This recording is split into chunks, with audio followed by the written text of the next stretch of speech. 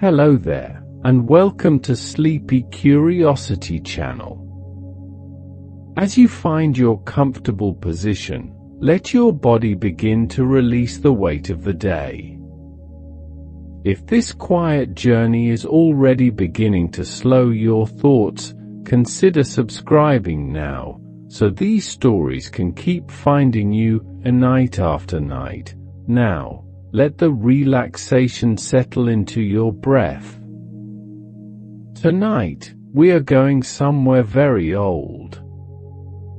Not old the way a building feels old, or the way a photograph feels old, but old in a way that the mind struggles to hold comfortably. A kind of oldness that breathes differently. That moves at a pace the modern world has mostly forgotten. We are going to ancient Egypt. And the more we look, the more surprising it becomes. There is something quietly remarkable about the way Egypt began. Not with a battle. Not with a revolution. Not with a sudden, dramatic moment that everyone could point to and say, that's when it started. It began with a river. Just a river, moving through the desert, doing what rivers do. But this particular river, the Nile, was doing something that almost no other river on earth was doing. It was overflowing with a regularity that was almost mathematical. Almost as if something deeper than nature was keeping time. Every year, between July and October, the river would rise, spread across the banks, and when it finally receded, it left behind a thin, dark layer of mud. Rich mud. Extraordinarily fertile mud. Think about where the Nile sits for a moment. On every side of it, desert. One of the most hostile environments on the planet. Sun that strips moisture from everything. Wind that carries sand into every crevice. And then, right there, running through the middle of all that hostility, a ribbon of life. The earliest communities didn't choose the Nile by accident. They were drawn to it the way living things are always drawn toward what they need. And what they found there wasn't just water. It was a pattern. A rhythm. A predictability that the desert had never offered. That rhythm changed everything. When people live beside something that follows a pattern, they start to organize around that pattern. You notice when the river is about to rise. You plan for it. You store what you have. You coordinate with the people beside you, because the work of managing a flood is bigger than any single family can do alone. And slowly, not quickly, never quickly, something like society begins to form. The Nile didn't just feed the Egyptians. It taught them how to organize. It created the need for leadership, the need for records, the need for shared decisions about water and land and storage. In a very real sense, the Egyptian state was a response to the river. A solution to the problem the Nile posed every single year. The Egyptians knew this about themselves. They had a name for the fertile land along the river's banks. They called it Kemet. The Black Land. named for the color of the mud that the Nile deposited each year. Dark, rich, alive with possibility. And for the desert surrounding it, they had another name. Desert. The Red Land. Harsh. Empty. Indifferent. Two worlds, separated by a few feet of elevation. Step toward the river and you are in Kemet. Step away and you are in Deshret. Life and death, with a border you could cross in a single stride. That image, two worlds sharing the same space, would follow Egypt for its entire history. But let's stay with the river a little longer. Because there's something almost meditative about imagining it. A river that behaves the same way every year. Rising in July. Cresting somewhere in August or September. Receding by October. Leaving its gift of dark mud before retreating to its banks. Generation after generation, the same rhythm. Grandparents telling grandchildren, the river will rise this summer, just as it always has. Children watching the water level climb, knowing, truly knowing, that this was the way of things. In a world without weather forecasts, without satellites, without the instruments we use to make sense of an unpredictable planet, that kind of reliability was extraordinary. The Nile was a promise that nature kept. Before there was a unified Egypt, there were two separate worlds coexisting along the same river. The Upper Egypt occupied the south, with its narrow valley and rocky cliffs pressing close to the water. The Lower Egypt sat in the north, where the Nile spreads into a vast delta, branching into multiple channels before finally reaching the Mediterranean. These two territories had different cultures, different symbols, and different crowns. The Upper Egypt had the white crown, tall and narrow. The Lower Egypt had the red crown, wider, more elaborate, with a distinctive curl rising from the back. These weren't merely decorative. They were identity. They communicated, instantly and without words, which world you came from. Which world you belong to. When those two worlds were eventually brought together, the kings of Egypt began wearing both crowns, a double headdress that said everything that needed to be said without a single spoken word. I contain the south and the north. I am the whole river, from its narrow valley to its open sea. The person most associated with that unification is a ruler named Nama. His name appears on one of the most important objects in early Egyptian history, a carved slate palette discovered in the late 19th century. It shows him wearing first one crown, then the other. He stands triumphant, larger than every figure around him, already following the visual language that will define Egyptian art for the next 3,000 years. But here is something that complicates the neat story. Nama may not have been the only ruler responsible for unification. Archaeologists believe the process was gradual, decades of conflicts, alliances, cultural mergers, before anything like a unified state solidified. Nama may have been the final step in a long preparation, not the single dramatic moment the images suggest. History often works that way. There's a question that sounds simple but turns out to be surprisingly difficult.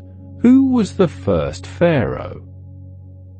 The Egyptians themselves had an answer. They kept lists of their kings, documents like the Canon of Turin, a papyrus written during the New Kingdom that traces the line of rulers back through time. And that list doesn't begin with a human. It begins with gods. For the Egyptians, the boundary between history and mythology was deliberately fluid. They weren't confused about the difference. They were making a point. The pharaoh's authority wasn't political, it was continuous with the authority of the gods themselves. The first human ruler most often mentioned is Mene, a name many scholars associate with Nama, or possibly with a king called Aha, who may have been his successor. The identities are uncertain. The names multiply and blur, which is not a failure of the historical record. It's an invitation to think about how memory works, and how civilizations choose what to remember, and what to let grow soft at the edges. The Egypt we're familiar with, the pyramids, the pharaohs, the hieroglyphs, is not where the story starts. It's where the story becomes visible. But the roots go much deeper. In a culture called Badari, which existed around 4400 BCE, people were already making beautiful pottery, using cosmetics, and burying their dead with personal objects, indicating beliefs about life after death long before any pyramid existed. That last detail is worth sitting with for a moment. Burying the dead with personal objects means believing that the dead might need those objects. It means imagining a life after death, or at least imagining that the dead continue in some form, in some place, where the things of this world might still matter. That belief didn't begin with the pyramids. It was already ancient when the pyramids were new. One of the most unexpected discoveries about the roots of Egyptian civilization came not from the Nile, but from the desert.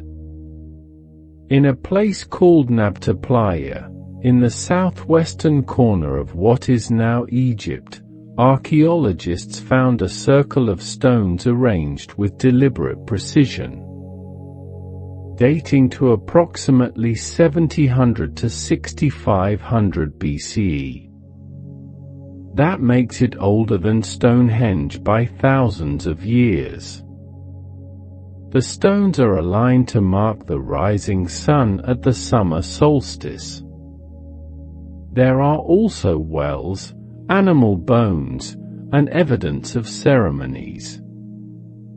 This was not random. Some group of people, built this with intention, with astronomical knowledge, with collective effort organized toward a shared purpose. They were nomadic peoples living in a region that was, at that time, far greener than the Sahara is today. And as the climate slowly dried over centuries, they moved.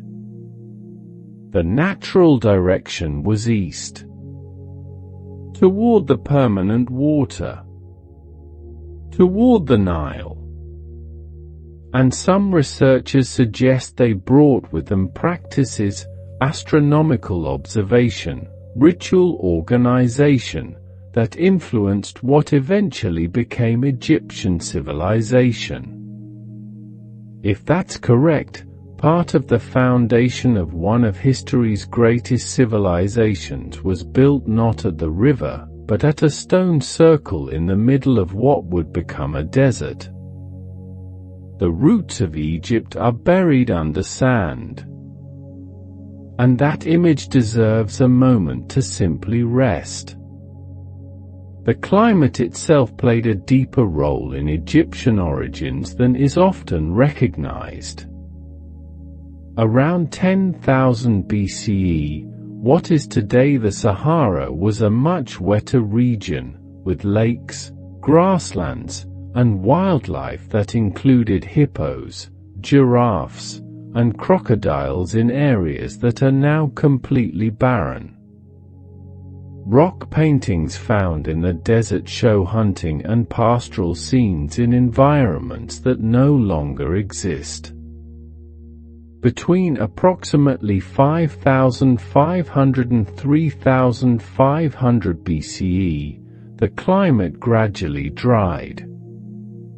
The rains decreased, the lakes evaporated, and the grasslands retreated. Entire populations were forced to move, and the natural migration route was toward the Nile, the only permanent water corridor available.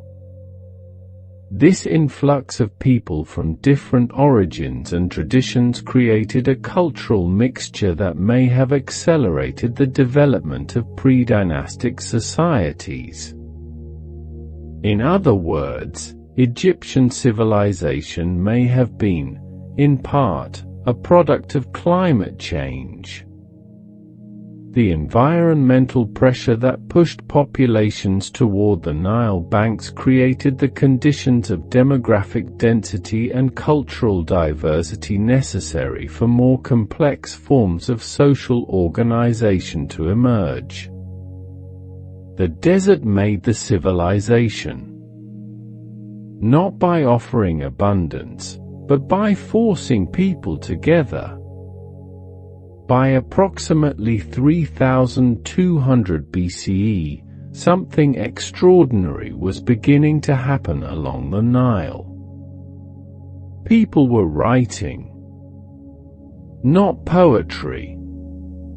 Not history. Not prayers. Labels. Small plaques of ivory and bone, attached to goods stored in royal tombs, marking quantity, origin, and type of merchandise. Writing was born as accounting. This is not as prosaic as it sounds.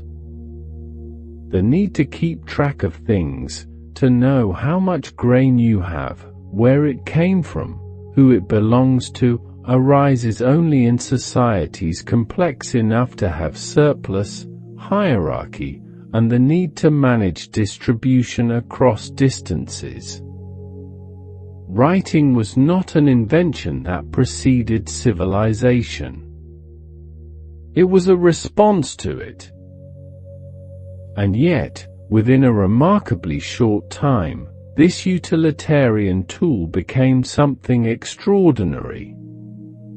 The hieroglyphic system expanded from labels to narratives, from inventory to theology. Within a few centuries, Egyptian writing could represent the name of a pharaoh, the journey of a soul through the underworld, the precise measurements needed to level a building site, and the grief of a widow. A single system, carrying all of that simultaneously. What makes hieroglyphics especially fascinating is that they were never just one thing. They were a layered system. Some symbols represented sounds, like an alphabet. Others represented whole words or concepts. And others were silent markers placed at the end of words to signal their category. 3 different logics, woven together in a single inscription on a single wall. The hieroglyphs were never the only writing system of Egypt, either. From early on, scribes developed simplified forms, the hieratic, and later the demotic, for everyday use on papyrus. The hieroglyphs carved in stone were largely a prestige language, reserved for monuments, temples, and tombs. A fully trained Egyptian scribe mastered all of these systems and knew when to use each one. For almost 1,400 years, those hieroglyphs were an absolute mystery to the modern world. European travelers stared at walls covered in symbols and knew there was meaning there, but had no idea how to access it. Theories accumulated. Some believed hieroglyphics were purely symbolic, each image representing a complete concept. Others thought they were a secret language reserved for mystical initiates. Neither was correct. The key arrived by accident, carried in the rubble of a demolition near the city of Rosetta in 1799. Soldiers in Napoleon's Egyptian campaign found a stone of granodiorite inscribed with the same text in 3 versions: hieroglyphs, demotic, and ancient Greek. Ancient Greek was readable. That meant, for the first time, there was a way in. The actual decipherment took another 2 decades. Several scholars contributed pieces of the puzzle, but the decisive breakthrough came from a French linguist named Jean-François Champollion, who in 1822 made the conceptual leap that everything else had been circling around. The hieroglyphs were not purely symbolic. They were not purely phonetic. They were both, simultaneously. That single insight opened everything. The unification of Egypt created not just a state, but a management problem without precedent for the time: how to administer a territory more than 1,000 kilometers long, with diverse populations, and without rapid communication. The Egyptian solution was to create one of the first organized bureaucratic systems in history, the territory divided into units called nomes, each governed by an official called a nomarch, who answered directly to the pharaoh. For this system to work, skilled personnel were essential. And that is how scribes became one of the most important classes in Egyptian society. They were the only ones who could read and write, making them indispensable for recording taxes, communicating orders, documenting laws, and managing food stocks. Ancient texts show fathers advising sons to follow the profession of scribe as the safest path to a comfortable life. What is remarkable is that this administrative system, established in the first centuries of unified Egypt, continued functioning, with adaptations, for millennia. When Alexander the Great conquered Egypt in 332 BCE, he found a bureaucracy with more than 2,500 years of continuous tradition. The administrators were different. The language had changed, but the structure endured. The scribes who held that structure together were trained from childhood. Their schools were called the House of Life. The training was long and demanding, students copied classical texts repeatedly, learned applied mathematics, practiced calculations of area, volume, and ration division. The texts used for practice were frequently literary or instructional, collections of advice on how to live well, behave with decency, and carry out one's duties with integrity. There is something revealing in the training texts that survived. Many of them explicitly compare the life of the scribe with that of other professions, the soldier suffering in the field, the blacksmith working in the heat, the farmer dealing with the mud, to conclude that being a scribe is clearly superior. These texts were copied by the students themselves, which suggests that the Egyptian teaching system included, from early on, a deliberate dose of professional identity formation. Egyptian society is often described as a pyramid, and the metaphor is more precise than it appears. At the top was the pharaoh. Below him, a layer of high officials and priests. Then scribes and specialized craftsmen. And at the base, the great majority of the population, farmers who sustained the entire system with their labor. What makes this structure interesting is that it was simultaneously rigid and permeable. Being born into a farming family meant, in most cases, becoming a farmer. But there were real and documented exceptions. A man of humble origin who gained access to scribal education could rise to positions of considerable influence. The texts describe this possibility explicitly, as an incentive for families to invest in the education of their sons. The system had a door, even if most people never reached it. What held the system together was not just force, but a very well-constructed ideology. The pharaoh was presented as the intermediary between the gods and humans. His authority was not political in the modern sense, it was cosmic. To question the pharaoh was, in theory, to question the order of the universe. This created a legitimacy that went far beyond military or economic power, continuously reinforced through art, architecture, and religious ritual. The pharaoh was not merely a king. He was, officially, a living god. In Egyptian theology, the pharaoh was the incarnation of Horus, the falcon god associated with the sky and kingship, during his life. After death, he became Osiris, god of the dead and resurrection. This divine cycle gave continuity to royal power beyond death.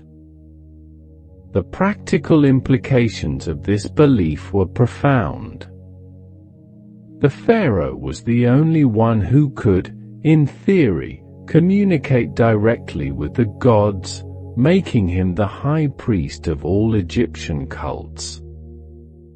In practice, he delegated these functions to priests, but religious authority remained formally concentrated in his figure. To control the pharaoh was to simultaneously control the state and the religion. One detail that rarely appears in popular descriptions: the pharaoh had exhausting daily ritual obligations. Waking early, participating in ceremonies, making offerings, presiding over rituals, all of this was part of the function. The image of an absolute king resting at leisure in his palace doesn't correspond very well to the reality of whoever actually occupied the Egyptian throne. Within the structure of Egyptian power, there was a figure who often operated in the pharaoh's shadow with nearly equivalent authority, the vizier. The highest civil administrative position, equivalent to a prime minister. In many periods of Egyptian history, the vizier was the true operational center of the government, supervising tax collection, justice, royal granaries, public works, and the coordination of all regional governors. The vizier needed to be powerful enough to administer an empire, but not so independent that he threatened the pharaoh. There are records of viziers who were executed for abusing power, and others who governed effectively while young or incapable pharaohs occupied the throne. Imhotep, architect, physician, and high official under Pharaoh Djoser, occupied a similar position, and was so admired that he was deified centuries after his death. The society that all of this administration served had a very specific relationship with women, one that surprises most people who encounter it for the first time. Egyptian women could own property, inherit it, sign contracts, initiate lawsuits, manage businesses independently, and divorce. They had legally recognized rights in ways that women in many later civilizations simply did not. This does not mean that Egypt had gender equality in the modern sense. Most high-ranking public and religious positions were held by men. But the contrast with classical Athens, or with most of medieval Europe, is dramatic. The legal standing of an Egyptian woman was real, documented, and enforced. At the exceptional end of that spectrum stand the women who became pharaohs. Sobekneferu, ruling around 1800 BCE, was the first woman confirmed to have held the full royal titles. And then, roughly 3 centuries later, came Hatshepsut, one of the most remarkable figures in the entire sweep of Egyptian history. A woman who took the title of pharaoh, wore the ritual false beard, sent trading expeditions abroad, and reigned for approximately 20 years. After her death, her successor Thutmose III began systematically removing her image and name from monuments. Cartouches replaced. Statues dismantled. Her face chiseled from walls. From an Egyptian theological perspective, this was not just political, it was an attempt at spiritual destruction. To remove the name was to threaten the being itself. And yet enough survived. Enough that 19th-century archaeologists were able to piece together who had built the extraordinary temple at Deir el-Bahari. The attempted erasure preserved the interest. Hatshepsut became, paradoxically, more fascinating because of the effort to erase her. Her composed face looks out from museum cases today. The expression of someone who always intended to be remembered. Against what popular imagination usually suggests, the pyramids were not built by slaves. This idea, popularized in part by the Bible and in part by centuries of speculation, were significantly revised by archaeological discoveries in recent decades. In the 1990s, archaeologists discovered the remains of a workers' village near the pyramids of Giza, housing bakeries, breweries, medical facilities, and cemeteries. The skeletons found there show signs of intense physical labor, healed fractures, severe bone wear, but also of medical care, including evidence of amputations with successful recovery. The workers were free Egyptians, recruited on a rotating basis from different regions of the country. They received food, clothing, and beer as compensation. They had complaints when rations were late. They had obligations on both sides. Working on the Pharaohs projects was considered a form of religious service, a contribution to the maintenance of cosmic order, which probably gave these workers a specific status and meaning in their own lives. They were not prisoners. They were participants.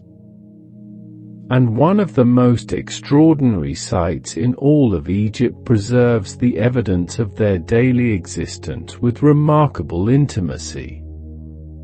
Deir el-Medina was a planned village, built by the state to house the specialized craftsmen who carved and decorated the tombs in the Valley of the Kings. It existed for approximately 450 years. Painters, sculptors, designers, and carpenters, specialists highly protected by the state with housing, food, and medical care. And because of the dry climate and the orderly way it was abandoned, it left behind something unique.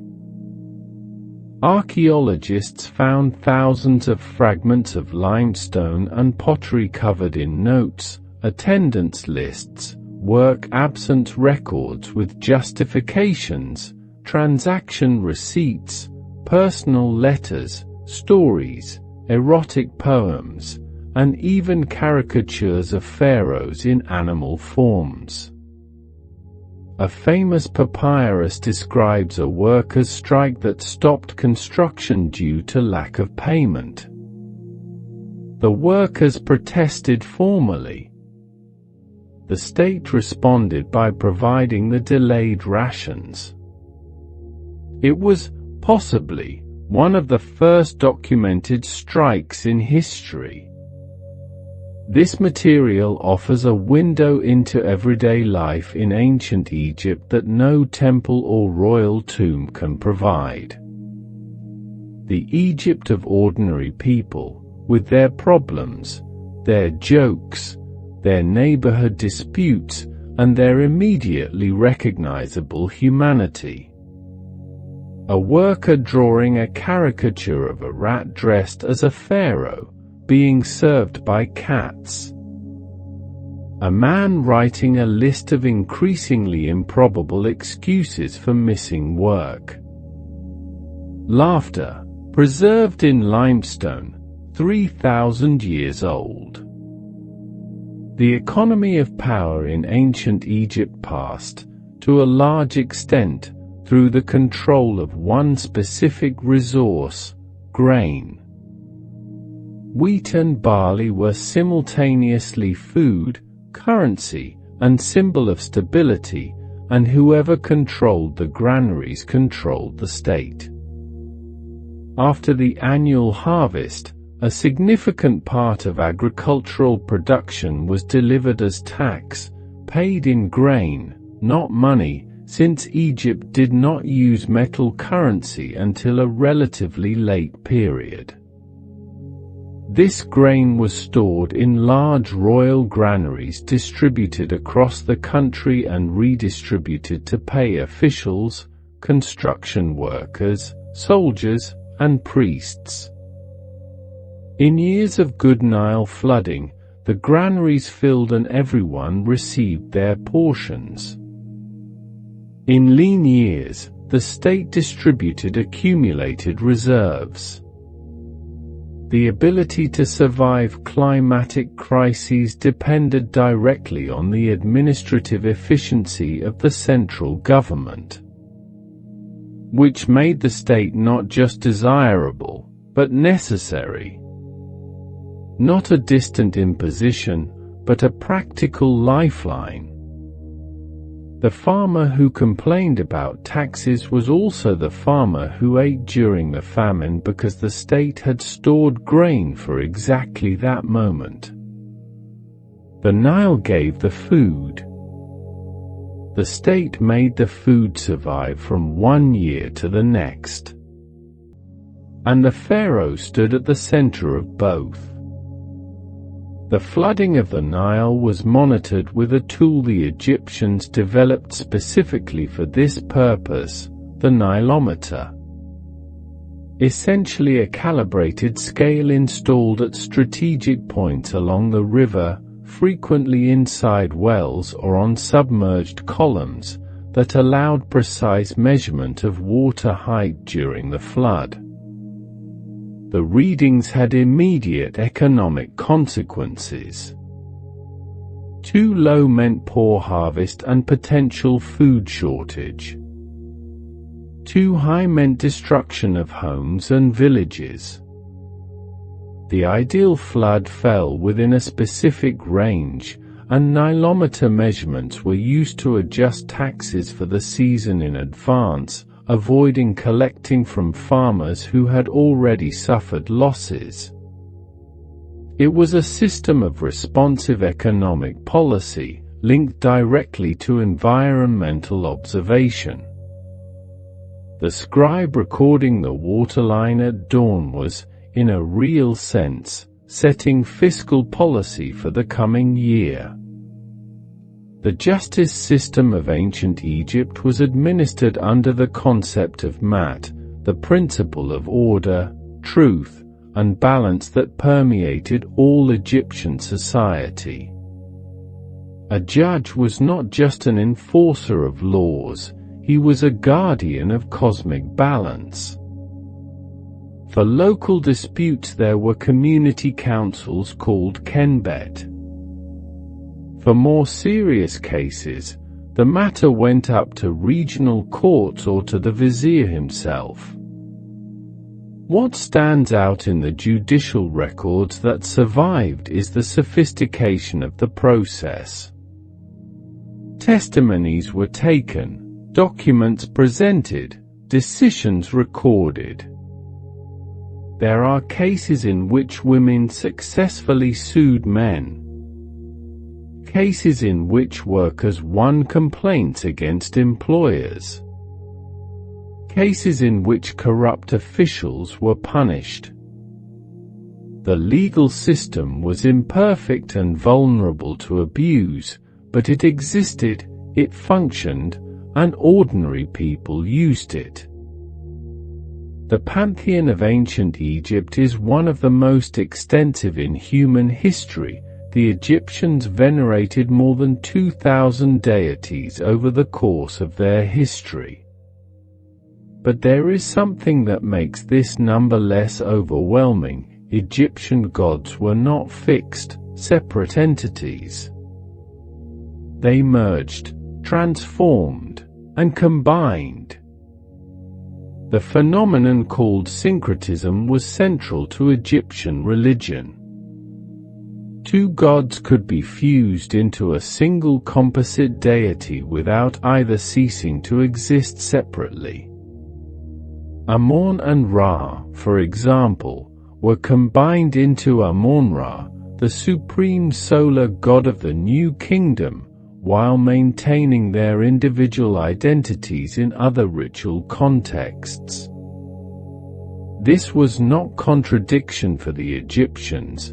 It was a way of expressing that different deities could share a common essence without becoming identical. When a pharaoh conquered a region, the local god was rarely suppressed. It was integrated. The cult continued. The religion absorbed. In the beginning, according to the Egyptians, there was only water, an infinite, motionless primordial ocean called none. No sky, no earth, no light, no time. And then, from within that watery darkness, something emerged. There were different versions of the Egyptian creation, developed in distinct religious centers. In Heliopolis, the god Atum arose spontaneously upon a mound that emerged from the primordial waters. In Hermopolis, 8 primordial deities created the conditions for the birth of the sun. In Memphis, the god Ptah created everything through thought and word. What is remarkable about this plurality is that it did not generate internal religious wars. The Egyptians seem to have understood each version as a different perspective on the same mystery, not as mutually exclusive truths. The idea that ultimate reality is too complex to be captured by a single narrative was, in a sense, embedded in the very structure of Egyptian theology. Multiple origins. Multiple truths. One civilization. Among all the Egyptian gods, Osiris occupies a singular place, not just because of the importance of his cult, but because of the story that defines him. Osiris was king of the gods and ruler of the earth. His brother Set, driven by envy, killed him, dismembered his body into pieces, and scattered them across Egypt. Isis, wife of Osiris, gathered the fragments with the help of her sister Nephthys and, with her magical power, resurrected her husband long enough to conceive a son, Horus. Osiris then descended to the underworld, becoming its eternal king, while Horus grew up to avenge his father and reclaim the throne of the living.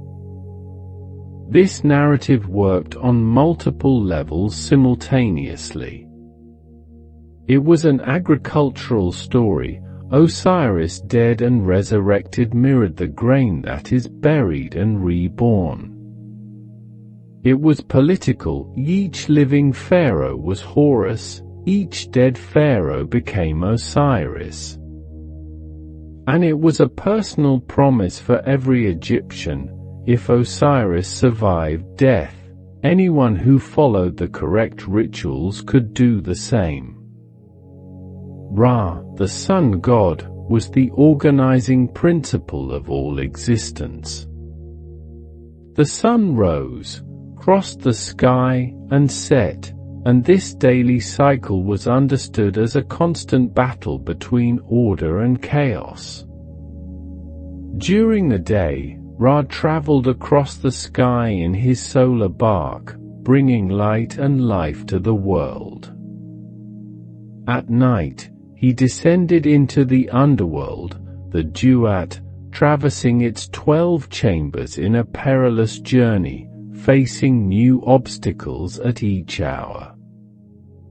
The most critical moment occurred before dawn, when Ra had to defeat Apep, the serpent of chaos, in order to be reborn on the eastern horizon.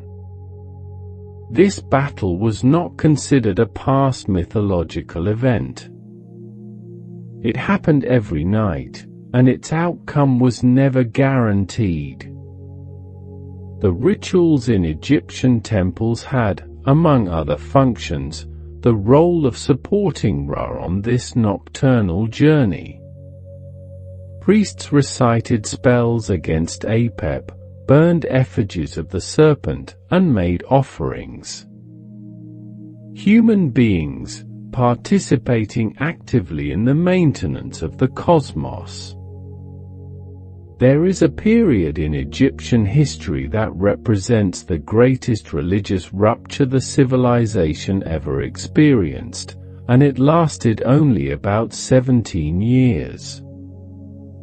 During the reign of Amenhotep IV, who later changed his name to Akhenaten, Egypt experienced something close to monotheism, more than 1,000 years before the concept became dominant elsewhere in the world. Akhenaten proclaimed that there was only one true god, Aten, the solar disk itself. He closed the temples of the other gods, dissolved the powerful clergy of Amon, transferred the capital to a new city in the desert called Akhenaten, today known as Amarna, and redirected all the state's religious resources to the cult of Aten. The reform was radical and, by all accounts, broadly unpopular. The priesthood lost power and income. The population was cut off from the gods who organized their daily lives, from funerary rites to healing practices. When Akhenaten died, the reaction was swift. His successor Tutankhamun restored the traditional cults, the capital was abandoned, and Akhenaten's name was systematically removed from monuments. The Amarna episode remains one of the most debated in Egyptology. Some researchers see Akhenaten as a religious visionary ahead of his time. Others interpret him as an authoritarian ruler who instrumentalized theology to further consolidate power. It was probably both things at once. Egyptian temples were not churches in the modern sense, not places where people gathered for collective worship. They were the house of the god, a space where the deity resided in the form of a statue and where priests performed daily rituals of care and symbolic nourishment. The architecture reflected this logic of restricted access. As one moved deeper inside, corridors became narrower, ceilings lower, light progressively diminished. The inner sanctuary, where the god statue stood, was completely dark and accessible only to high-ranking priests. Most Egyptians never went beyond the outer courtyard. The daily rituals followed a precise routine. The priest awakened the statue symbolically, washed it, perfumed it, dressed it in fresh linen, and presented offerings of food. These rituals were understood as direct service to the deity, and their neglect was a threat not just religious, but political and cosmic. The relationship between Egyptians and their gods was not one of reverent distance. It was surprisingly direct and personal. Egyptian houses had domestic altars with small statues of protective deities. Biz, a god of grotesque appearance, with a lion's face and a chubby body, was especially popular as a protector of the home, children, and women in labor. Tauret, a goddess with a hippopotamus body and a crocodile tail, served a similar function. These minor deities appear in amulets, ceramics, and domestic paintings far more frequently than the great state gods. There was also a practice that archaeologists call the personal oracle, people who brought written questions on papyrus to the temples during religious festivals, when the statue of the god was carried in procession through the streets. The statue responded to questions by leaning forward in approval or backing away in refusal. Records show that ordinary people asked very practical things. Who stole my tool? Should I make this journey? Is this agreement honest? A God accessible for everyday matters, not just for affairs of state or the afterlife. Few civilizations in history dedicated as much energy to the question of death as ancient Egypt. But there is a common misconception about what this means. The Egyptians were not obsessed with death itself, they were obsessed with life, and wanted to ensure it continued forever. The Egyptian word for death was used with caution in texts. It was preferable to say someone had gone to the west, united with the sun, or completed their years. Death was a transition, not an end. Preparation for that transition was understood as one of the most important tasks of a living person. A mid-ranking official would set aside part of his income throughout his adult life to finance the decoration of his funerary chamber. The richest hired specialized craftsmen years before needing them. The tomb was not a place of sadness, it was, in the Egyptian conception, the eternal house. The space where the personality of the dead would continue to exist, and where the living could maintain contact through offerings. For the Egyptians, the human person was not a simple unit. Each human being was composed of multiple spiritual elements with distinct functions and different destinies after death. The Ka was the vital force, a kind of spiritual double that was born alongside the person and needed to be fed after death through offerings of food and drink left at the tomb. The Ba was something closer to what we call personality, represented as a bird with a human head, capable of leaving the tomb during the day and circulating through the world of the living. The ark was the transformed form that the successfully judged soul became after passing through the underworld, a luminous being dwelling among the imperishable stars. And then there was the Ren, the name, considered an essential part of identity. To erase someone's name from all monuments was one of the most severe punishments that existed, because it threatened the person's eternal existence. This is why the Egyptians carved their names in stone wherever they could. The permanence of the material protecting the permanence of the being.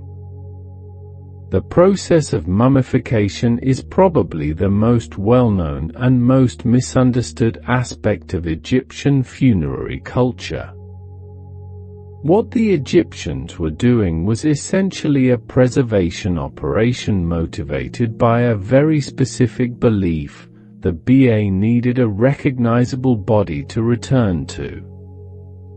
The complete process lasted 70 days and involved several steps carried out by specialists.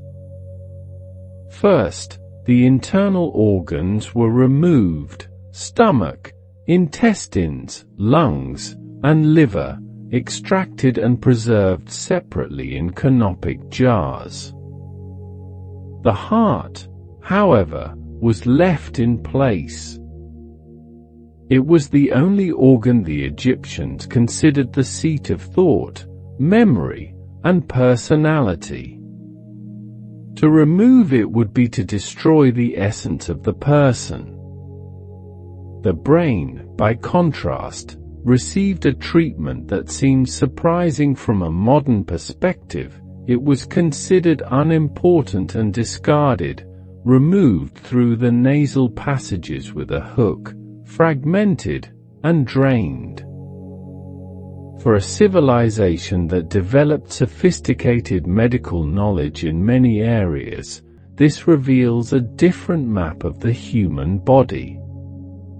The center of everything was the heart, not the skull. After organ removal, the body underwent the longest stage of mummification, desiccation. The corpse was covered, inside and out, with natron, a mineral salt that occurs naturally in Egypt, and left for approximately 40 days. The natron absorbed moisture from the tissue, preventing decomposition and preserving the physical structure. What remained was a recognizable form, but dramatically reduced in weight and volume. To restore a lifelike appearance, embalmers filled cavities with linen and sawdust, inserted artificial eyes into the empty sockets, and treated the skin with oils and resins.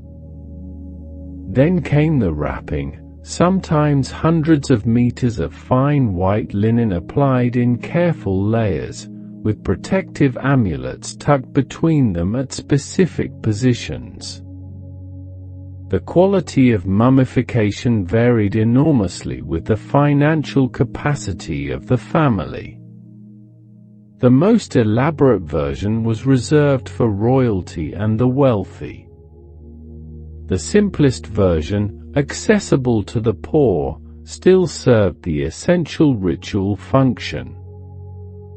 The judgment of the dead is one of the most elaborate and visually rich concepts in Egyptian theology.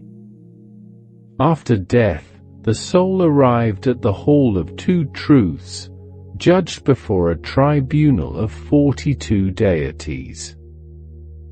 The dead person had to first pronounce the negative confession, a list of 42 sins declared not to have been committed. I have not killed, I have not stolen, I have not lied, I have not cheated, I have not oppressed the poor, I have not defiled the sacred. Then came the central moment of judgment. The heart of the dead was placed on one side of a scale, and on the other side was placed the feather of Mat, symbol of truth and cosmic order. If the heart balanced the feather, the person had lived honestly and could proceed to the field of reeds. If the heart was heavier, weighted down by wrongdoing, it was immediately devoured by Amit, a creature with the head of a crocodile, the body of a lion, and the hindquarters of a hippopotamus. That second death was final. Without a heart, the person ceased to exist forever. What makes this system theologically remarkable is that the judgment was not based on faith or religious devotion, but on practical ethics. It evaluated how the person had treated other people during their life. The criteria were social and moral, not ritual. A poor person who had lived honestly had, in theory, the same chance as a wealthy nobleman. The scale did not know rank, only the weight of what had been done. The text most associated with this journey is known today as the Book of the Dead. But the Egyptians called it, approximately, the Book of Coming Forth by Day. It was not a book about death. It was a survival guide for what came after.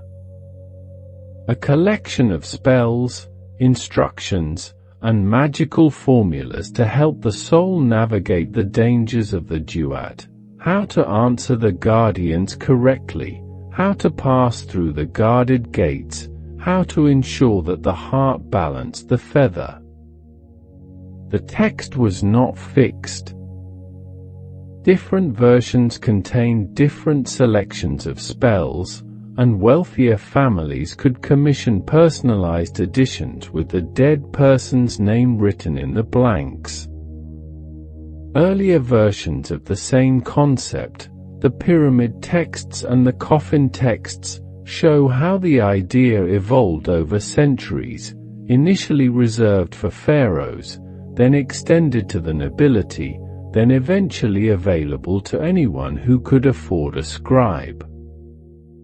The democratization of eternal life, unfolding slowly over 1,000 years. The Field of Reeds, the Egyptian paradise, was conceived in a way that reveals much about what the Egyptians valued in earthly life. It was not a place of eternal rest or spiritual contemplation. It was a version of Egypt, with the Nile, fertile fields, abundant harvests, and the absence of suffering. But the dead who arrived there still had to work. Cultivate the land. Harvest grain. Irrigate the fields. The difference was that everything always succeeded. To avoid having to work personally in the afterlife, the Egyptians developed a characteristically practical solution, the ushabtis. Small figurines of ceramic, wood, or faience placed in tombs in large quantities, sometimes hundreds of them, each inscribed with a magical formula that would animate it to serve in the place of the deceased when the gods of the afterlife called for workers. Some Egyptians were buried with 401 ushabtis, 365 workers, one for each day of the year, and 36 supervisors to manage them. The Egyptian bureaucratic mind, organizing the eternal. The Valley of the Kings, located on the west bank of the Nile near ancient Thebes, was the chosen burial site for New Kingdom pharaohs for approximately 500 years. The choice was not arbitrary. The peak of the mountain dominating the valley has the natural shape of a pyramid, and the Egyptians clearly saw in this a sacred sign. The decision to move from pyramids to rock-cut tombs was largely practical. Pyramids were obvious targets for thieves. The strategy worked poorly. Virtually every tomb in the Valley of the Kings was robbed in antiquity, many during the Egyptian period itself. The only tomb that reached the 20th century with its contents intact was Tutankhamun's, a minor pharaoh whose small tomb was covered by debris from a neighboring construction and forgotten. When Howard Carter made a small opening in the sealed wall and peered inside with a candle, his patron Lord Carnarvon asked if he could see anything. Carter replied, "Yes, wonderful things." What he saw was a room packed so densely with objects there was almost no open floor space. Gold everywhere. Furniture. Statues. Chariots. Alabaster vessels. The tomb of a minor pharaoh contained treasures beyond anything the modern world had imagined. It took 10 years to catalogue and remove the contents with appropriate care. And among those objects was a golden funerary mask, hammered gold over linen, that has become perhaps the most recognized artifact in the history of archaeology. A face looking out at us from more than 3,000 years away. Calm. Composed.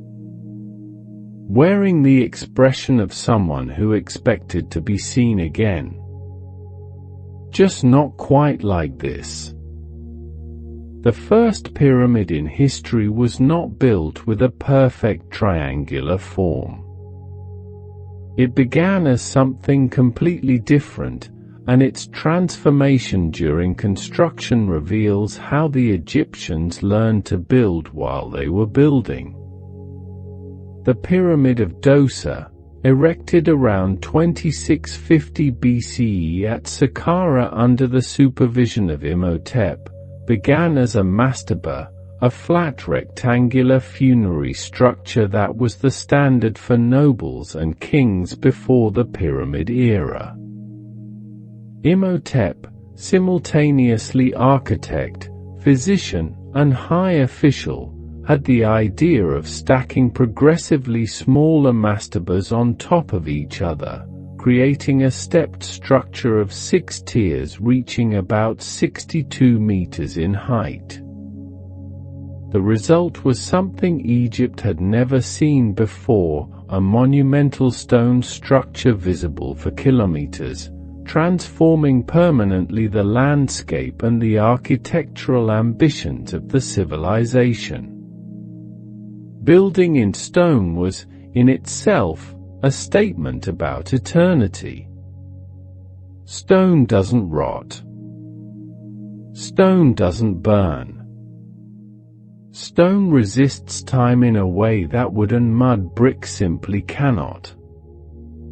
Between the Pyramid of Djoser and the perfectly smooth pyramids of Giza, there is an interval of approximately 80 years, filled with experiments that show the Egyptian learning process in almost didactic form.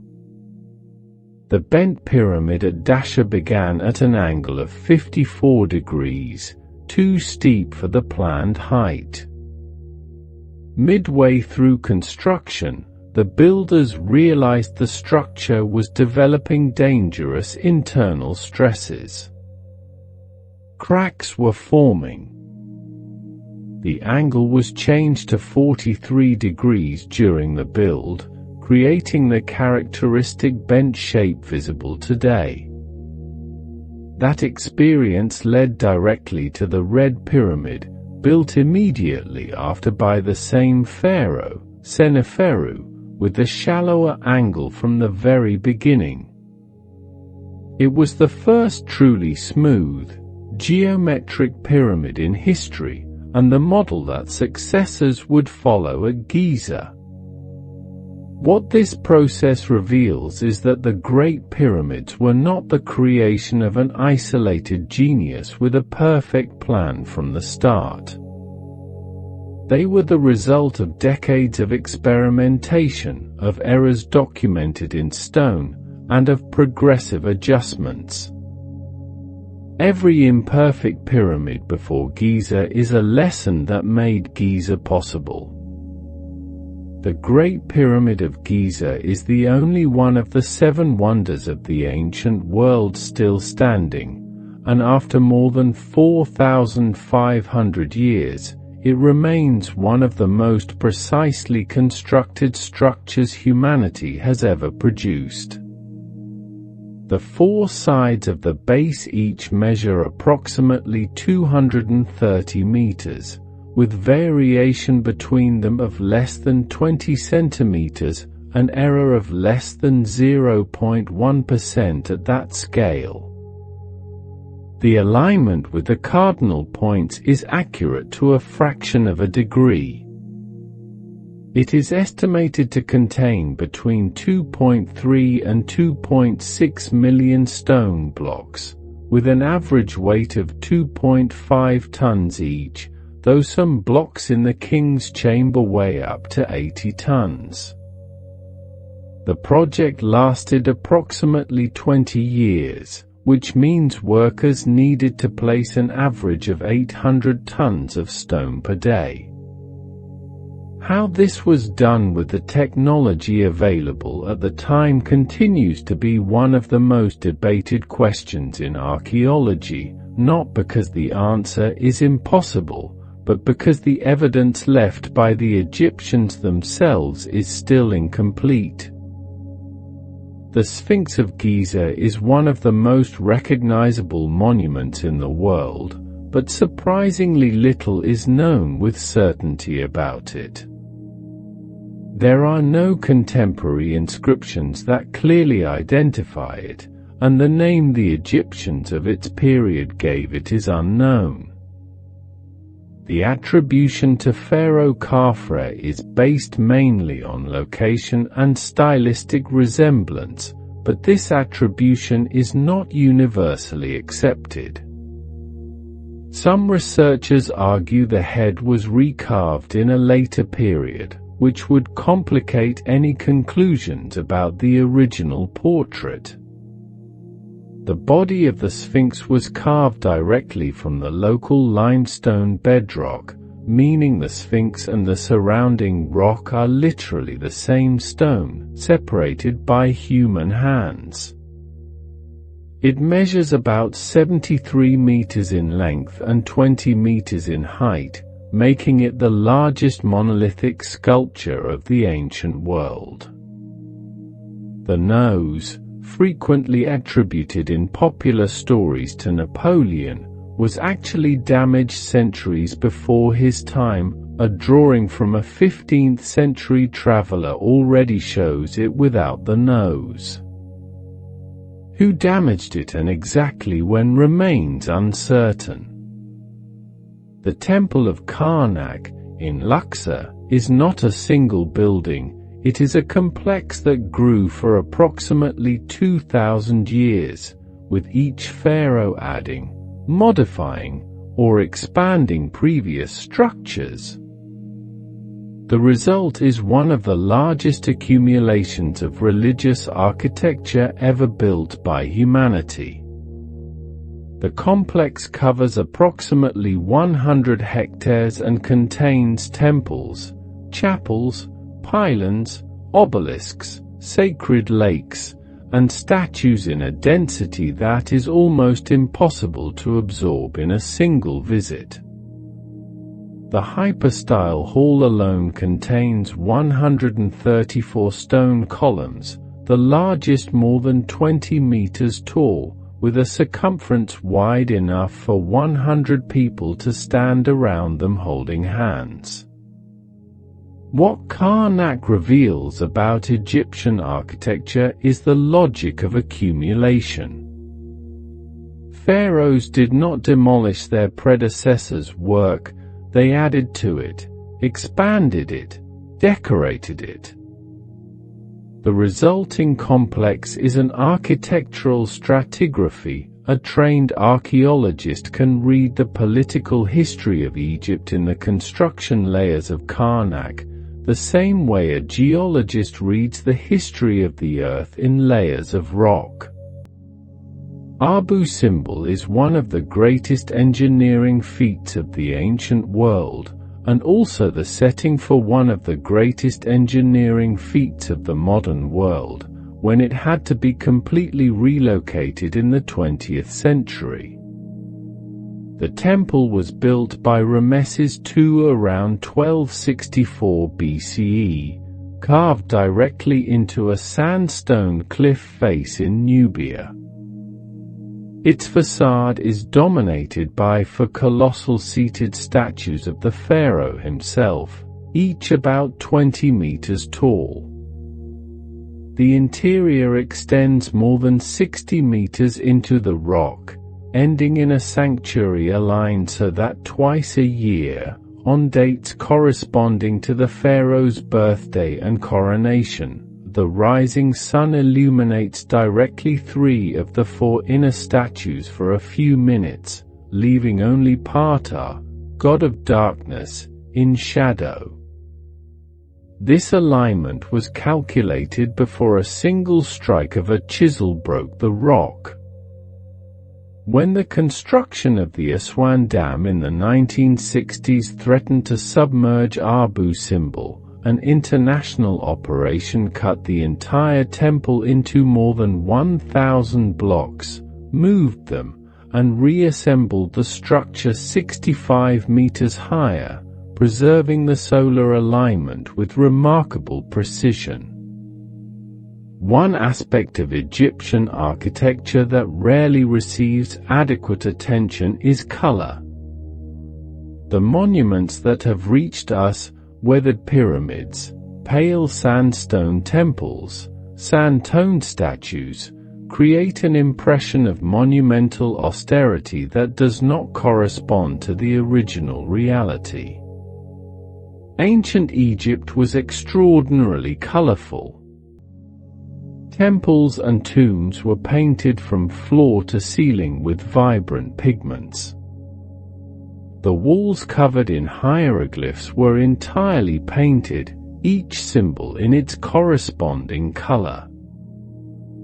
The original pyramids were not gray, either. The Great Pyramid was externally clad in blocks of Tura limestone, a white, polished stone that reflected the sun so intensely the Egyptians called it the brilliant horizon of Khufu. This cladding was progressively removed over centuries by medieval builders who used the stone for construction in Cairo. What we see today is the exposed inner core, the interior structure without its original skin. The pyramid the Egyptians built and the pyramid we know are, visually, quite different objects. The ancient Egyptians developed a numerical system and mathematical techniques functional enough to support monumental construction projects, but that worked quite differently from the mathematics we use today. The Egyptian numerical system was decimal but not positional. There was no concept of zero, and numbers were written with repeated symbols. To represent 999 required writing the symbol for 109 times, the symbol for 10 9 times, and the symbol for 1 9 times, 27 characters for a single number. Egyptian multiplication was based on successive doublings, a method that works for any pair of numbers and is, surprisingly, similar to what modern computers use for binary multiplication. The Rhind mathematical papyrus, dated to approximately 1650 BCE, contains 84 problems with solutions covering fractions, calculation of areas and volumes, division of rations, and even a problem some mathematicians have interpreted as a precursor to the concept of geometric progression. Egyptian mathematics was not the most abstract of the ancient world. The Babylonians went further in algebra, but it was rigorous, applied, and sufficiently developed to build the most precise structures of antiquity. The astronomy of ancient Egypt had a central motivation that distinguished it from other ancient astronomical systems, the calendar. And the calendar had a central motivation that was entirely practical, predicting the flooding of the Nile. The Egyptians developed a civil calendar of 365 days, divided into 12 months of 30 days each, with 5 extra days added at the end of the year. Its structure directly influenced the Julian calendar and, through that, the Gregorian calendar we use today. The most important astronomical event for the Egyptians was the heliacal rising of Sirius, the moment when the brightest star in the sky reappears on the eastern horizon at dawn after weeks of invisibility. This event coincides with the beginning of the Nile's flood and marked the start of the Egyptian year. The Egyptians observed this phenomenon with enough precision to notice that the interval between successive appearances of Sirius was exactly 365.25 days, the true duration of the solar year. They didn't incorporate that quarter day into the official calendar. The reasons why are still debated by historians. One of the most underestimated contributions of ancient Egypt to the history of human knowledge is papyrus, not just as a writing material, but as a technology that transformed how information could be produced, stored, and transported. The papyrus plant grew abundantly along the Nile banks.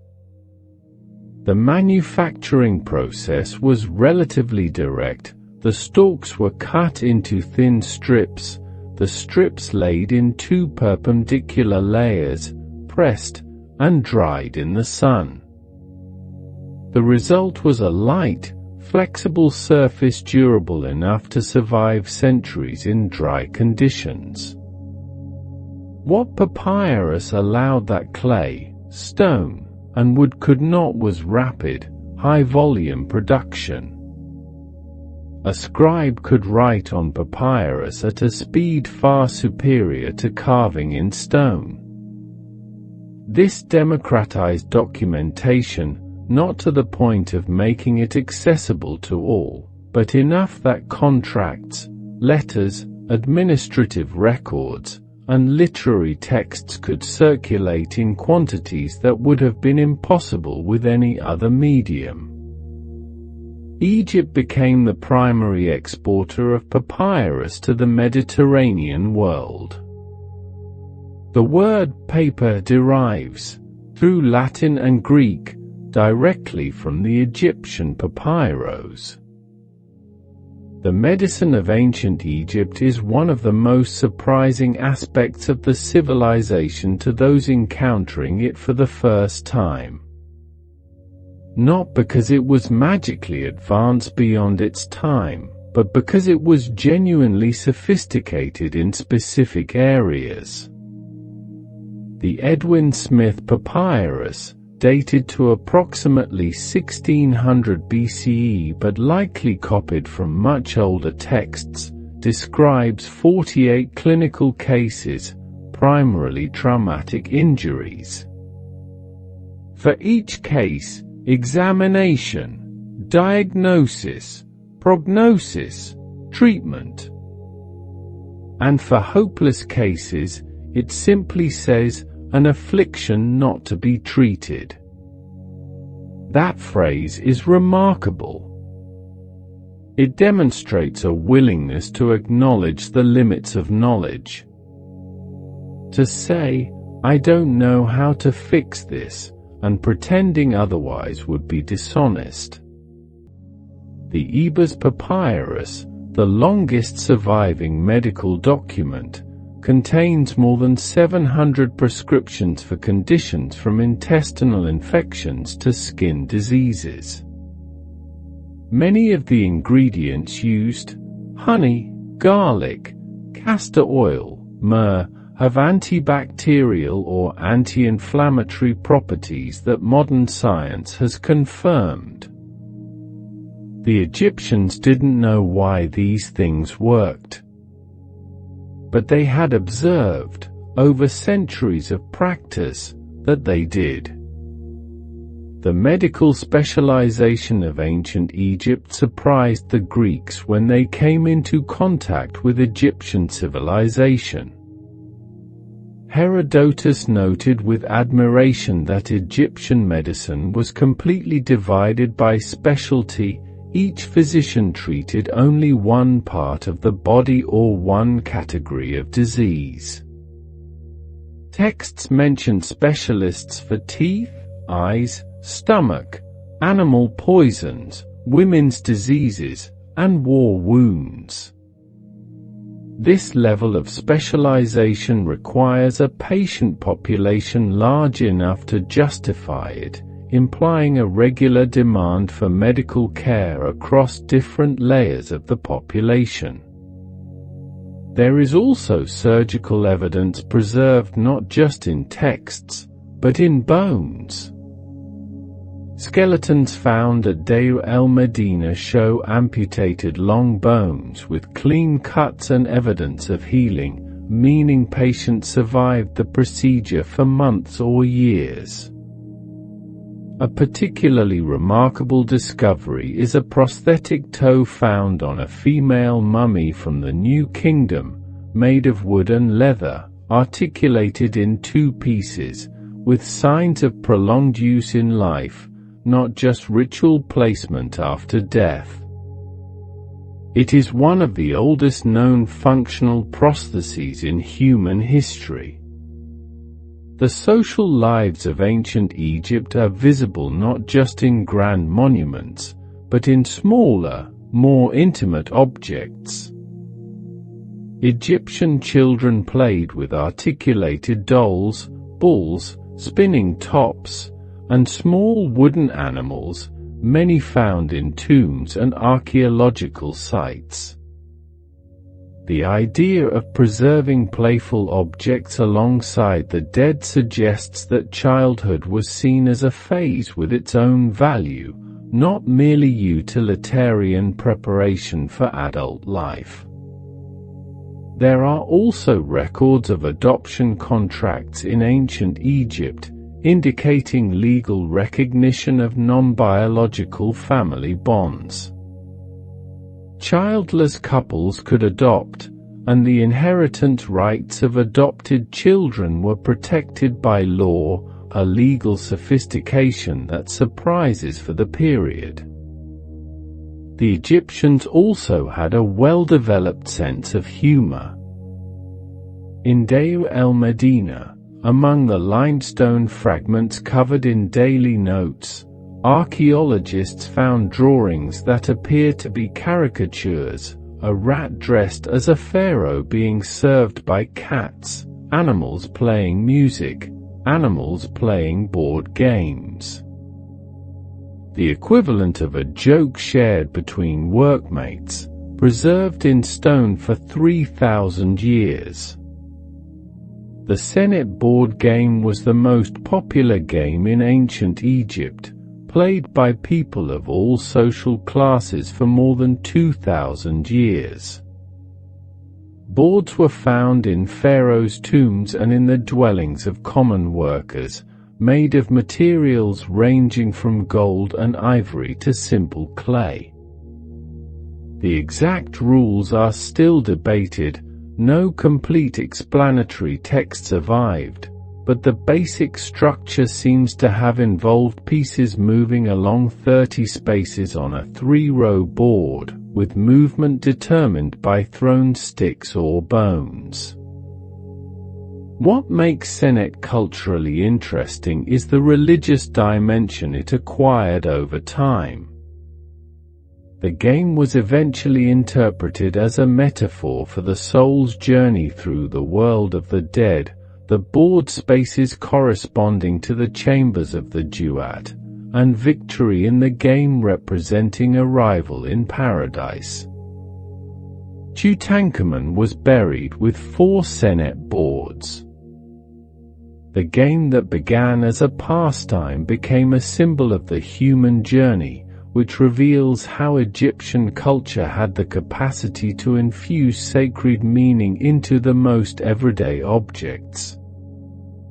The appearance of beauty in ancient Egyptian culture was not just aesthetic, it was also a practical matter. The dark eye makeup that we immediately associate with Egyptian art, the kohl, was used by men and women of all social classes, and was not merely cosmetic. Made of galena or antimony, it had properties that reduced the glare of the intense desert sun and created a barrier against flies and insects that transmitted eye diseases. Modern research has also suggested that the lead compounds in coal could stimulate nitric oxide production in the skin around the eyes, increasing local resistance to bacterial infections. What seemed like pure vanity had, possibly, a real prophylactic function. The Egyptians also used perfumes, body oils, ointments, and a variety of pigments. Excavations at Deir el-Medina revealed cosmetic boxes belonging to workers, not royalty, containing makeup palettes, polished bronze mirrors, tweezers, combs, and ointment containers. Beauty was not a luxury reserved for the elite. It was part of daily life. Ancient Egyptian literature is far richer and more varied than common understanding suggests, and part of it reveals an immediately recognizable humanity behind the monuments and rituals. The tale of the shipwrecked sailor, dated to approximately 2000 BCE, describes a sailor who survives a shipwreck and arrives at a magical island inhabited by a giant talking serpent that consoles him and offers gifts before sending him back to Egypt. The text combines adventure, wisdom, and melancholy in a way that, surprisingly, resembles certain stories from Scheherazade. There was also love poetry, texts describing the anxiety of separation, physical desire, and the joy of reunion with a directness that surprises those who expect only religious solemnity. One poem describes a young man who pretends to be ill so that his beloved will come visit him, concluding that no doctor can cure him, only her. Another uses the metaphor of a bird trap to describe how love captures the unprepared. These texts were written 3,000 years ago, and they communicate experiences that any modern reader recognizes immediately. The music of ancient Egypt was deeply integrated into religious rituals, festivals, work, and entertainment, but faces a problem that makes it partially unrecoverable. There is no surviving musical notation. The Egyptians did not develop a system for recording note pitches or rhythms in writing. What survived are visual representations of musicians and their instruments in tomb paintings, the physical structures of instruments found in excavations, and some textual references. We can know which instruments existed and in what contexts music appeared, but not how it sounded. The instrument repertoire was considerable. There were harps in various shapes and sizes, flutes, double oboes, lyres, lutes, metal trumpets, sistrums, tambourines, and castanets. Egyptian music existed for millennia, influenced neighboring cultures, and was central to the religious experience of generations, and is, at the same time, a permanent silence in the cultural history of humanity. The Egypt of the New Kingdom, at its height, between approximately 1550 and 1070 BCE, was not a civilization turned inward. It was a military and diplomatic power that projected influence over a territory stretching from Nubia in the south to the Euphrates in the north. This empire was maintained not just by military force, but by a combination of garrisons, local vassals, diplomatic marriages, gift exchanges, and occasional campaigns. The ideology framed all of this in a specific way. The pharaoh did not wage war, he restored order. The enemies were not legitimate opponents, they were agents of chaos threatening cosmic balance. To defeat them was not conquest. It was restoration. This language appears on military monuments with a consistency that reveals as much about Egyptian ideology as about the reality of the campaigns it justified. The Egyptian army underwent radical transformations over the millennia, and some of those transformations were forced by humiliating defeats that compelled the civilization to completely rethink its approach to combat. When the Hyksos arrived around 1650 BCE, they brought technologies the Egyptians simply did not possess: the horse-drawn chariot, the composite bow, and more effective bronze armor. They conquered the Nile Delta and established a foreign dynasty that governed for more than a century. When the Theban princes eventually expelled them, they did so using the very technologies the Hyksos had introduced. Chariots, new types of bows, curved swords called khipesh. The humiliation of the Hyksos' conquest transformed Egypt into a military power in the Near East that it had not been before, with a permanent, professional, and technologically updated army. The defeat created the weapon that the victory required. Thutmose III is often called the Napoleon of ancient Egypt, a comparison that captures something real about the scale and systematization of his military campaigns. During his solo reign, he conducted 17 campaigns over approximately 20 years, expanding Egyptian territory north to the Euphrates. His first great victory, the Battle of Megiddo around 1457 BCE, is particularly notable, facing a coalition of Canaanite city-states that expected the Egyptians by one of two obvious routes. Thutmose chose the route considered impossible, a narrow pass where the army had to march in single file. The audacity worked. What distinguishes Thutmose III is not just the extent of his conquests, but how he administered them. Instead of destroying conquered cities, he generally kept local rulers in power as vassals, demanded annual tribute, and brought the children of those rulers to Egypt, where they were educated at the Egyptian court, immersed in the language and culture, before returning to govern their home countries. It was a policy of cultural colonization that created genuinely loyal vassals, not merely subjects held by force. The Battle of Kadesh, fought around 1274 BCE between Egypt and the Hittite Empire, is one of the most documented military events of antiquity, and one of the most interesting in terms of how official narrative and reality can dramatically diverge.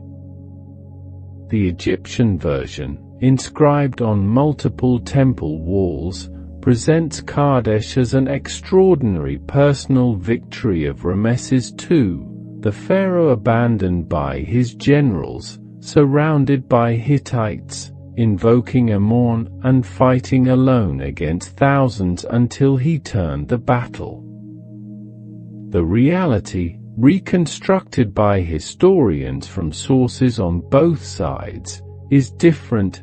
Kadesh was essentially a strategic draw. Neither side conquered significant territory. Both suffered considerable losses. The most enduring consequence was diplomatic. The Treaty of Cardiff, signed approximately 16 years later, is the oldest preserved international peace treaty in history, with copies in hieroglyphs on the walls of Karnak and in cuneiform on clay tablets in Hittite archives. Two great empires, recognizing a stalemate, and deciding that formalizing it was better than the continued cost of war. Nubia was one of the most important regions in Egyptian history, and one of the most complex in terms of its relationship with Egypt, but frequently appears in popular narratives only as conquered territory or resource source. The reality was much richer. Egypt and Nubia had a relationship that alternated between trade, conflict, domination, and mutual influence over millennia. In periods of Egyptian strength, Nubia was conquered and incorporated. In periods of Egyptian weakness, the dynamic reversed.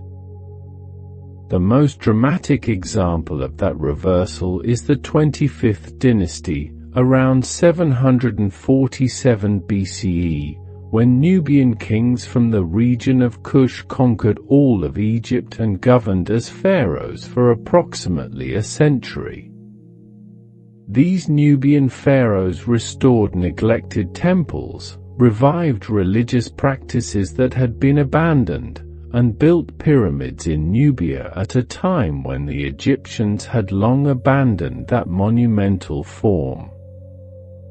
The architectural form most associated with Egypt was preserved and continued not by the Egyptians, but by the Nubians who had conquered them. The diplomatic correspondence of ancient Egypt's new kingdom reveals a world of international relations that was surprisingly sophisticated. The Amarna letters, discovered in 1887 at the site of Akhenaten's capital, are the most extraordinary diplomatic archive to have survived from antiquity. Approximately 380 clay tablets inscribed in Akkadian cuneiform, the diplomatic lingua franca of the era. They record correspondence between Egypt and the kings of Babylon, Assyria, Mitanni, Hatti, and numerous Canaanite city-states. There was a system of great kings, pharaohs, Hittite kings, Babylonians, Assyrians, and Mitannians, who addressed each other as brothers and exchanged gifts, brides, and messengers as part of a formal protocol of equality. A Babylonian king wrote to the pharaoh asking for gold and justifying, "In your country, gold is like dust." The ability to respond generously to such requests, or to refuse, was a first-order foreign policy tool. Gold diplomacy as an instrument of influence over regions Egypt did not militarily control. Ramesses II is probably the most famous pharaoh in history, and part of the reason is that he was extraordinarily efficient at ensuring the world would remember him. His reign lasted approximately 66 years, making him one of the longest reigning monarchs in Egyptian history. He built Abu Simbel and the Ramesseum, completed major additions to Karnak and Luxor, and had an estimated number of children ranging from 48 to more than 100.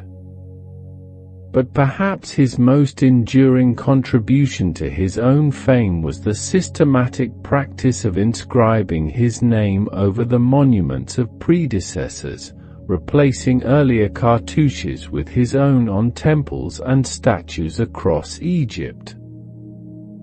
Ramesses also benefited from a longevity that allowed him to outlive numerous potential successors. At least 12 of his sons died before him. When he finally died, estimated between 80 and 90 years old, most officials had never lived through the transition to a new reign. His mummy, preserved in the Grand Egyptian Museum, shows a man of considerable stature with reddish hair, and severe arthritis in his hips that must have made his final years quite painful, regardless of all the glory that surrounded him. The relationship between Egypt and the people of Israel, central to several religious and cultural narratives of the Western world, is one of the most debated topics at the intersection of archaeology, history, and biblical text. The Exodus narrative describes an Israelite population enslaved in Egypt and subsequently liberated under Moses. From an archaeological and historical perspective, the question is complex. There is no direct archaeological evidence of a mass Israelite presence in Egypt or of an exodus of the scale described in the biblical text. What archaeology does confirm is that there were Semitic populations, of similar origin to the ancestors described in the biblical narratives, living and working in Egypt at different periods, especially in the Delta. Semitic workers appear in Egyptian administrative records. The city of Ramesses, built by Ramesses II in the Delta and identified by many researchers with the biblical city of Ramesses, really existed. What remains open is the scale, the exact chronology, and the nature of the relationship between these documented presences and the narratives of the biblical text. A question that probably will not have a definitive answer. The period historians call the Late Bronze Age collapse, around 1200 BCE, was one of the most destructive events in the history of the ancient Near East, and Egypt was one of the few states that survived, though deeply weakened. In an interval of approximately 50 years, almost every major civilization in the eastern Mediterranean collapsed. The Hittite Empire vanished. Mycenaean Greek civilization was destroyed. The great trading city of Ugarit was burned and never reoccupied. Egyptian records from the period describe invasions by groups called the Sea Peoples, a collective designation for populations of diverse origins displaced by the same upheavals that were destroying the world around them.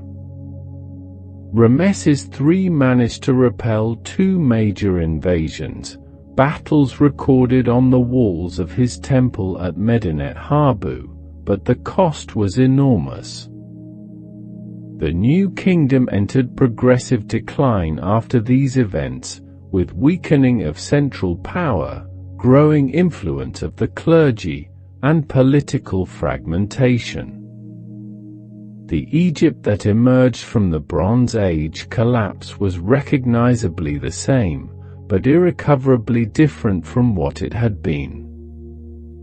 Alexander the Great conquered Egypt in 332 BCE, and the conquest was, by all accounts, remarkably easy and surprisingly well received. The Egyptians had been under Persian control for 2 decades, and Persian domination had been unpopular. When Alexander arrived as conqueror of the Persians, he was received by many Egyptians not as an invader, but as something closer to a liberator.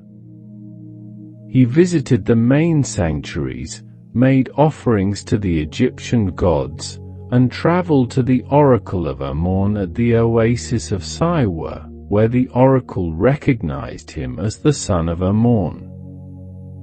For the Egyptians, this was significant. A foreign ruler seeking and receiving legitimacy through the established channels of Egyptian religious life. Alexander was accepted as pharaoh.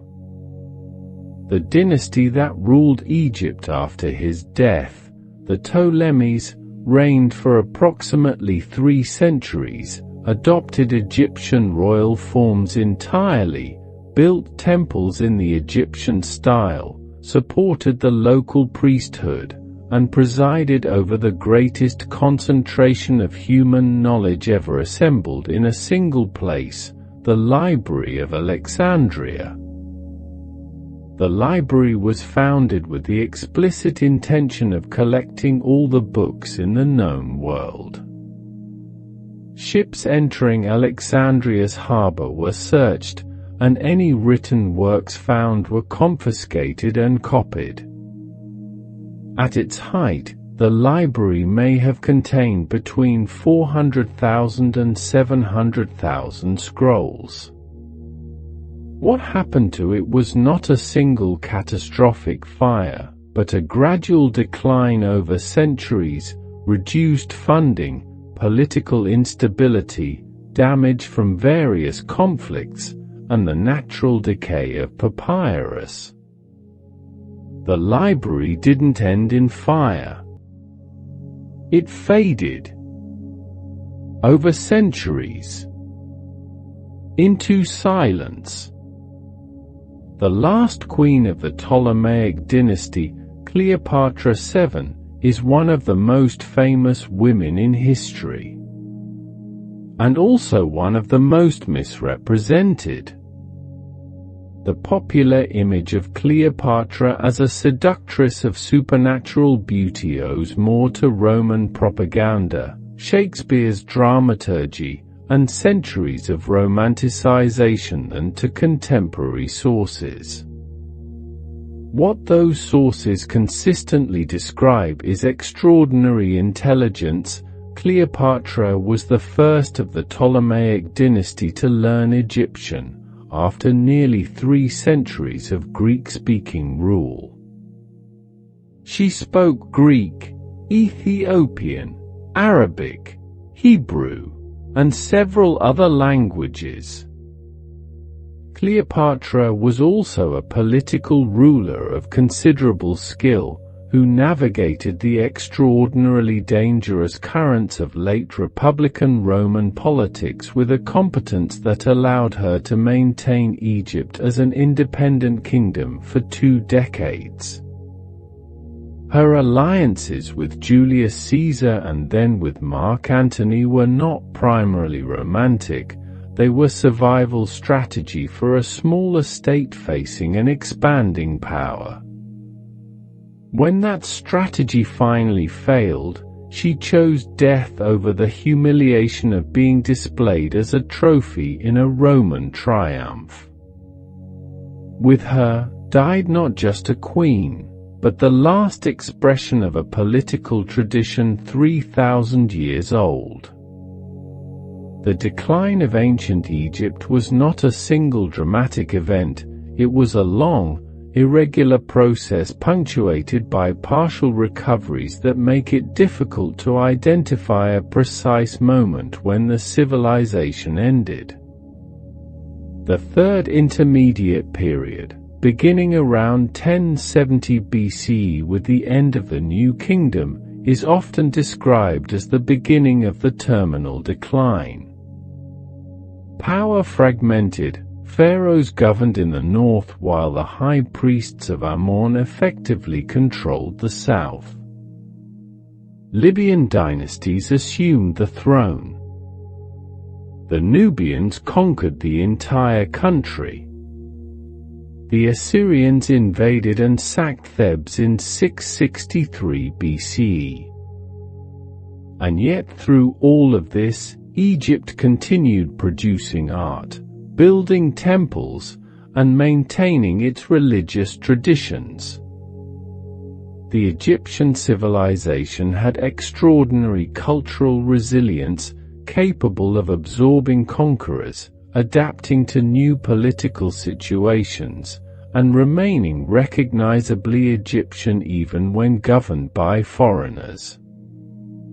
This capacity for cultural continuity, which had been a strength for millennia, eventually became a source of tension with the Hellenistic and Roman world that gradually absorbed it.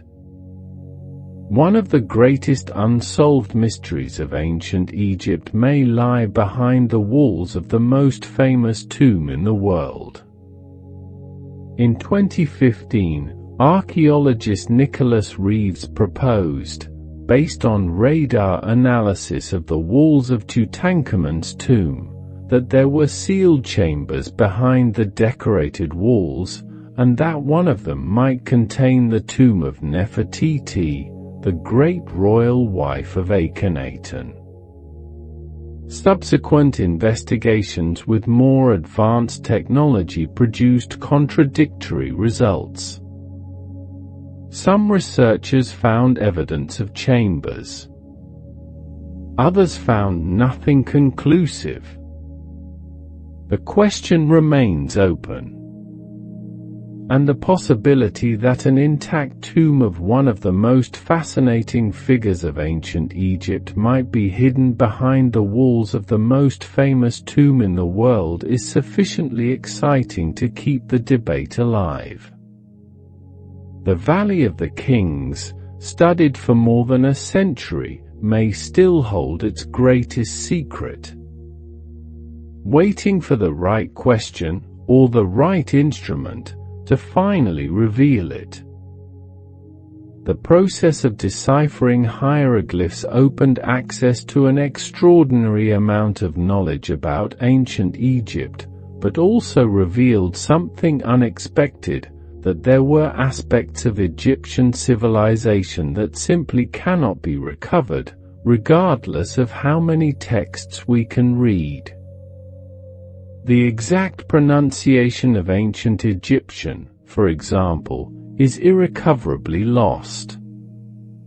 The hieroglyphic writing did not record vowels, only consonants. We know the consonantal structure of the words, but not exactly how they sounded when spoken. Much of the practical Egyptian knowledge was never written down because it didn't need to be. It was transmitted orally from master to apprentice, from father to son, from priest to initiate. The exact techniques for building the pyramids, the ritual procedures never written because everyone involved already knew them, the methods for preparing pigments that depended on unverbalized gestures and proportions. All of this disappeared with the people who knew it. What survived is immense. What was lost is impossible to quantify. Ancient Egypt exerted an influence on Western culture that is at once enormous and frequently unrecognized, in part because many elements passed through Greek and Roman intermediaries before reaching the modern world. Greek philosophy, which forms the backbone of Western thought, developed in direct contact with Egypt. Thales, Pythagoras, Plato, and other Greek philosophers are described in ancient sources as having visited Egypt and studied with Egyptian priests. The Western architecture also carries Egyptian marks rarely identified as such. The obelisks that decorate squares in Rome, Paris, London, and Washington, D.C. are literally Egyptian monuments transported or copies of them.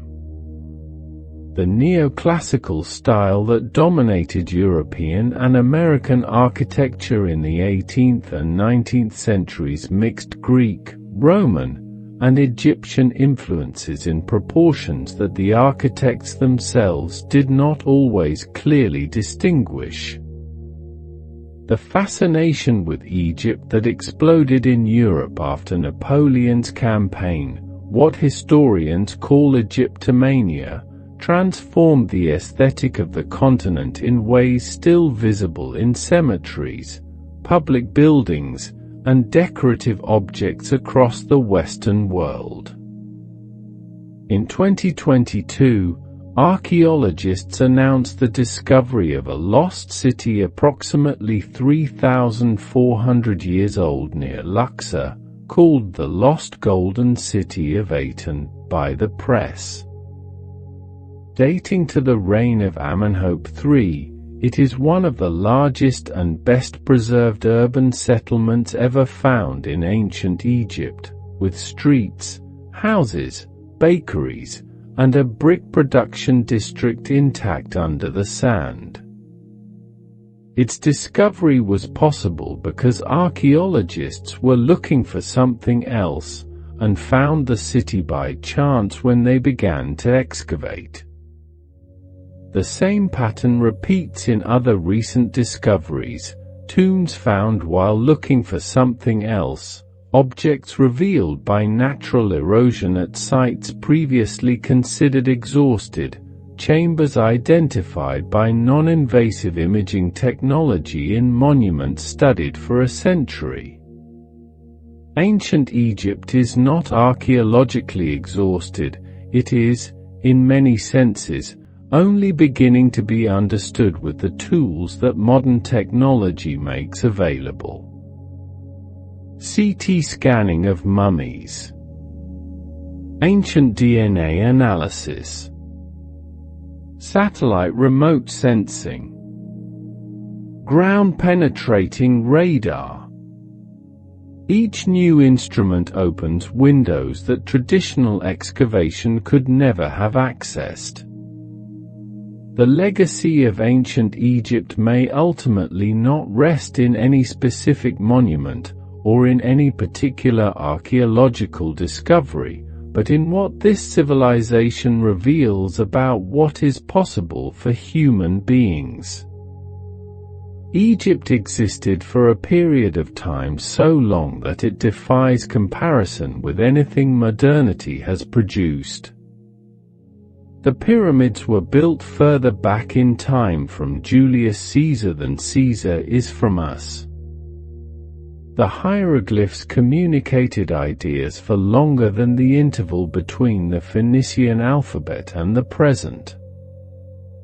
And yet, the oldest Egyptian records reveal not an alien and incomprehensible civilization, but something recognizably human. A father advising his son to study for a better life.